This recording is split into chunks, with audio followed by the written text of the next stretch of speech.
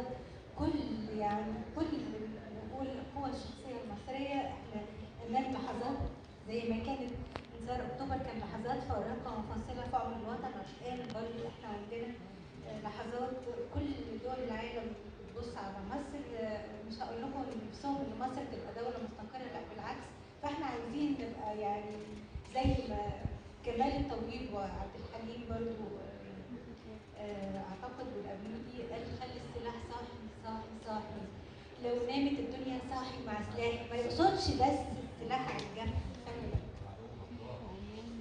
ما يقصدش بس لازم نكون سلاحنا الاقتصادي، سلاحنا التاريخي، سلاحنا الاجتماعي، سلاحنا في كلنا، سلاح الوعي يا جماعه، الوعي، تشويه الوعي اللي بيحصل ان يكون حد بيشكك في يعني نقول تاريخ مكتوب بدم شهدائنا.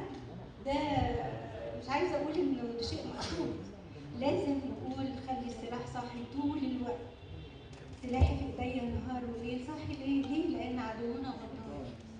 فمصر يعني بلد لا تموت وشعب لا يندثر ابدا، ومصر لا تنهى ابدا على الموعد مع النهار والصباح آت لا محاله.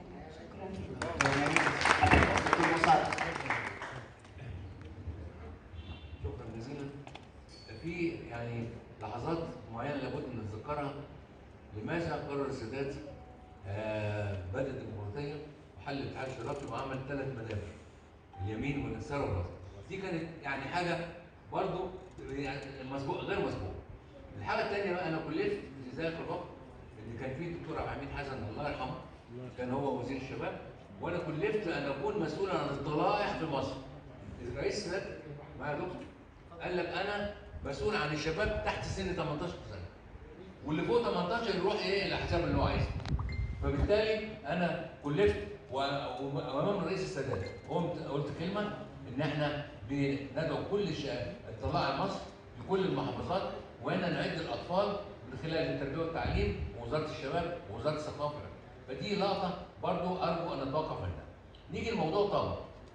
طابا يا اساتذتي دي كانت برضو معركه دبلوماسيه رائعه قام بها مجموعه من الناس، بعضهم كان من ايام الملك وبعضهم طبعا الدكتور مفيد شهاب بالذات، يعني هو كان متحدث عن هذا الموضوع، انما كان في مجموعه رائعه، وفي لبيب فلان لبيب رزق، الراجل كان صديق عزيز يعني الله يصلحه. هذا الرجل راح جاب لنا وثائق من عقر دار